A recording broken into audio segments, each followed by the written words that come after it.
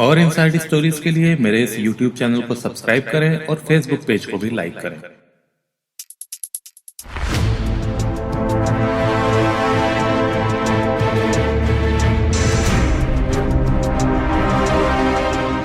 लखनऊ के थाना मड़ियाओं की बसंत विहार कॉलोनी में रहती थी 23 वर्षीय छवि उर्फ निशी श्रीवास्तव। उसके पिता नारायण श्रीवास्तव का कुछ सालों पहले देहांत हो चुका था। पिता के जाने के बाद उसके परिवार में मां आशा, 2 भाई योगेंद्र और छोटू थे।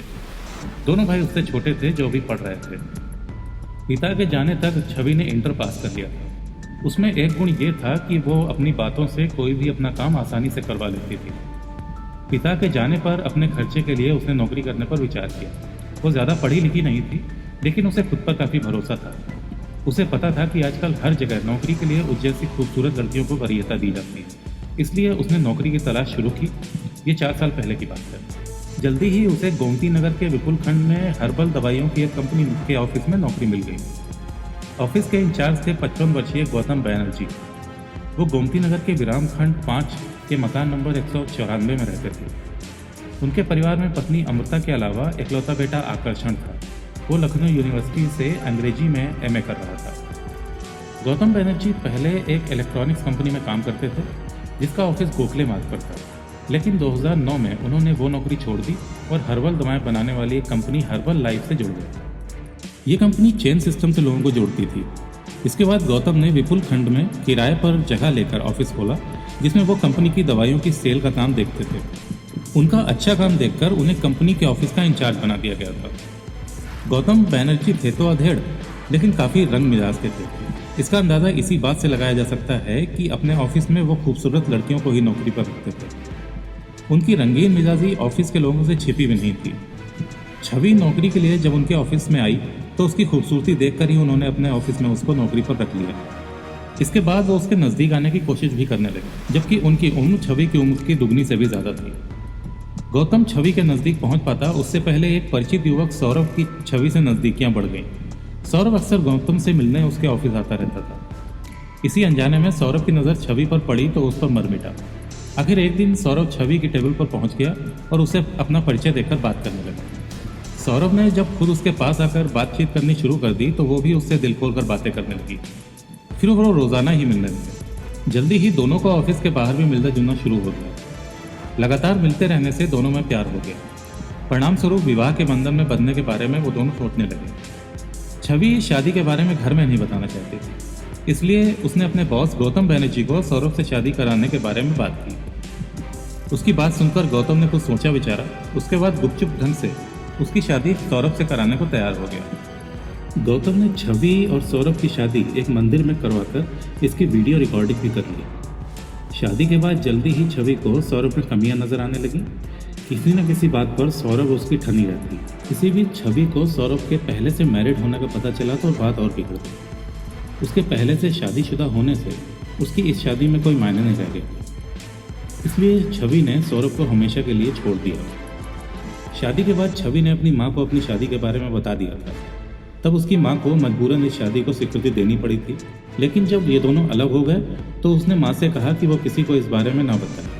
छवि खुद भी अपने परिचितों, दोस्तों और रिश्तेदारों से खुद को अविवाहित बताती थी, क्योंकि विवाहित होने का पता चलते ही उसे कोई अच्छा रिश्ता नहीं मिल सकता था। अपने बॉस गौतम से भी उसने ये कहा था कि वो भी किसी को उसकी शादी के बारे में ना बताएं। गौतम ने इस मौके का फ़ायदा उठाया और छवि को अपने वश में कर लिया। वो छवि को ब्लैकमेल करके अपनी बात मनवा सकता था। आखिरकार छवि ने गौतम की बात मानने में ही अपनी भलाई समझी। एक राज को छिपाने के लिए वो गलत कदम उठाने पर मजबूर हो गई। उसने एक बार भी नहीं सोचा कि वो गौतम की बात मान के हमेशा के लिए उसके हाथों का खिलौना बनने जा रही है, जिसे वो जब चाहे जैसे चाहे खेल सकता है। अगले ही दिन उसने गौतम से कह दिया कि वो उसकी बात मानने को तैयार है। दोनों के बीच जिस्मानी संबंध भी बनने शुरू हो गए थे और गौतम ने छवि के साथ बिताए गए अंतरंग पलों की एक वीडियो भी बना ली थी। छवि अपने बॉस गौतम के चंगुल में बुरी तरह से फंस चुकी थी। वो जानती थी कि गौतम से उसकी रिकॉर्डिंग लेना कोई आसान काम नहीं। गौतम उस पर बार बार नज़र रख रहा था। वो उसे किसी से भी नज़दीकियां बनाते देखता तो राज उजागर करने की धमकी देकर उसे दूर कर देता। उसकी शादी भी नहीं होने दे रहा था, इसलिए छवि को एक ऐसे युवक की तलाश थी जिसकी मदद से वो उसके चंगुल से निकल सके। जून 2015 में छवि SRS मॉल में अपनी कंपनी का प्रचार करने गई तो वहाँ उसकी मुलाकात मॉल में काम करने वाले टेक्नीशियन दीपक ओबराय उर्फ दिनेश से हुई। 28 वर्षीय दीपक नौकरी के अलावा मॉडलिंग भी करता था। 6 फुट लंबा दोहरे जिस्म का मालिक दीपक ITI करके डिस्टेंस लर्निंग के तहत कर्नाटका यूनिवर्सिटी से बीटेक कर रहा था। उसके पिता प्रेम कुमार ओबराय की मृत्यु हो चुकी थी। परिवार में मां सुदर्शन और एक बहन अनुराधा थी। दीपक की भी शादी लखनऊ के थाना शहादतगंज के लक्कड़ मंडी निवासी सोनिका से हुई थी। अपनी कंपनी का प्रमोशन करने गई छवि ने दीपक को देखा तो वो उसे बहुत अच्छा लगा। दीपक की बातों से छवि को लगा कि अगर वो इसे अपने प्रेमजाल में फांस लेती है तो उसके लिए सब कुछ करने को तैयार हो जाएगा जो वो करवाना चाहती है। छवि ने उससे अपने ऑफिस में आने की बात कही और वहां से चली गई। अगले दिन दीपक छवि के ऑफिस पहुंचा तो उसने उसे गौतम से मिलवाया। इसके बाद दीपक रोजाना छवि से मिलने उसके ऑफिस आने लगा। जल्दी ही दीपक की गौतम से भी दोस्ती हो गई। दोस्ती हुई तो उन दोनों के बीच शराब की महफिलें भी जमने लगी। रोज रोज मुलाकातों के दौरान एक दिन छवि ने दीपक को अपने प्रेम का इजहार कर दिया। खूबसूरत छवि ने खुद उससे प्यार होने की बात कही तो दीपक खुशी से झूम उठा। दीपक ने भी उसके प्यार को दिल से लगा लिया। जल्दी ही दोनों के बीच शारीरिक संबंध भी बन गए। ये सब छवि की मर्जी से हो रहा था और वो काफ़ी जल्दी में नहीं थी, इसलिए दीपक को अपने वश में करने का कोई मौका नहीं छोड़ रही थी। दूसरी ओर गौतम को भी इस बात की भनक लग गई थी कि छवि दीपक से नज़दीकियां बढ़ा रही है। इस पर गौतम ने उसे धमकाया कि वो दीपक से दूर रहे कि वो दीपक छवि के प्यार में ऐसा डूबा था कि उसने अपनी मॉल की नौकरी तक छोड़ दी थी। जब छवि ने देखा कि दीपक उसकी हर बात मानने लगा है तो उसने एक दिन उससे कहा कि दीपक, मेरे बॉस बैनर्जी ने मुझे अपने चंगुल में इस तरह से फांस रखा है कि मैं निकलने के लिए झपटा रही हूँ। वो ब्लैकमेल करके मुझसे शारीरिक संबंध बनाता है। उसने मेरी एक वीडियो क्लिप भी बना ली है। बदनामी की वजह से मैं पुलिस को उसकी शिकायत नहीं कर सकती। मैं हर हाल में उसके चंगुल से निकलना चाहती हूँ। अब तुम ही उसके चंगुल से निकाल सकते हो। दीपक को गौतम के चरित्र और उसकी हरकतों के बारे में सुनकर बहुत गुस्सा आया। छवि लगातार उस पर दबाव बना रही थी कि वो किसी भी तरह गौतम से अश्लील वीडियो क्लिप ले ले या फिर उसे ठिकाने पर लगा दे। गौतम आसानी से वीडियो क्लिप देने वाला तो था नहीं, इसलिए दीपक ने गौतम को ठिकाने लगाने का फैसला कर लिया। उसके इस फैसले के बारे में जानकर छवि बहुत खुश हुई। उसने दीपक के साथ मिलकर गौतम को ठिकाने लगाने की योजना बना डाली। योजना बनाने के बाद दीपक ने अपने 2 दोस्तों अरविंद तिवारी और लालू सिंह और दीपू से बात करके साथ देने को राजी कर लिया। 8वीं पास अरविंद तिवारी हरदोई के थाना भगौली का रहने वाला था। वो लखनऊ के थाना गोमती नगर के मलेशिया मऊ में पीली कॉलोनी के किराए पर मकान पर रहता था। 20 अगस्त की दोपहर दीपक अपने दोनों दोस्तों के साथ मलेशिया मऊ में था। उसने मोबाइल से अपना सिम कार्ड निकालकर फर्जी आईडी पर लिया गया सिम डाला और अरविंद तथा लाल सिंह के मोबाइल बंद करा दिए। इसके बाद उसने गौतम को फ़ोन करके कहा कि उसके मोबाइल ख़राब हो गया है, इसलिए वो दूसरे नंबर से फ़ोन कर रहा है। एक पार्टी है जो काफ़ी मात्रा में उसकी कंपनी की दवाएं खरीदना चाहती है, इसलिए वो तुरंत आ जाए। उसकी मुलाकात वो पार्टी से वहीं पर करा देगा। बड़ी डील की उम्मीद में गौतम तुरंत अपनी इंडिगो कार से मलेशिया मऊ में दीपक की बताई जगह पर पहुंच गया। दीपक ने अपने दोनों साथियों से गौतम का परिचय कराया और पार्टी को फ़ोन करने का नाटक किया। इसके बाद उसने गौतम से कहा, पार्टी तो अभी 4 घंटे के लिए बिजी है, तब तक चलो मौज मस्ती करते हैं। गौतम ने घर फ़ोन करके कहा कि वो किसी काम से कानपुर जा रहा है और शाम तक लौटेगा। लाल सिंह ड्राइविंग सीट पर बैठा हुआ था। कार कानपुर रोड पर चल पड़ी। इसके बाद ये लोग एक जगह रुककर बांगरमऊ पहुंचे, जहां गौतम ने एटीएम से 20,000 रुपये निकाले थे। चारों लोग बांगरमऊ से संडीला की ओर चल पड़े।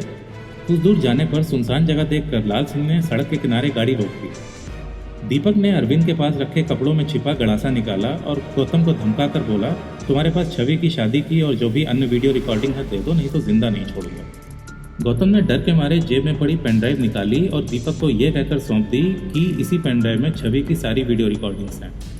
इसके बाद दीपक ने गौतम को कार से उतारा और अरविंद और लाल सिंह के साथ सड़क के किनारे खेत में ले गया, जहां उसे ज़मीन पर गिराकर गड़ासे से उसकी गर्दन पर कई वार किए।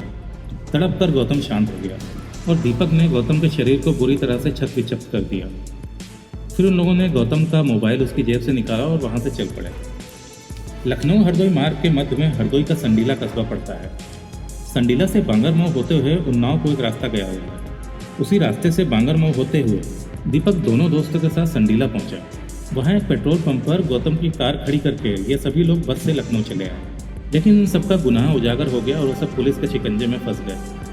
पुलिस ने उनके पास से गौतम का मोबाइल और पेनड्राइव भी बरामद कर लिया। पेनड्राइव में कोई भी वीडियो रिकॉर्डिंग नहीं थी, उसमें गौतम के ऑफिस का डेटा पड़ा हुआ था। लावारिस हालत में पड़ी कार को संडीला कोतवाली पुलिस ने अपने कब्जे में ले लिया। दीपक ने बताया कि वारदात में प्रयुक्त गणासा लाल सिंह अपने साथ ले गया था, इसलिए उसके बारे में उसे कोई जानकारी नहीं। पुलिस ने लाल सिंह की गिरफ्तारी के लिए दबिश डालना शुरू करी तो 9 अक्टूबर को उसने खुद ही कोर्ट के सामने सरेंडर कर दिया।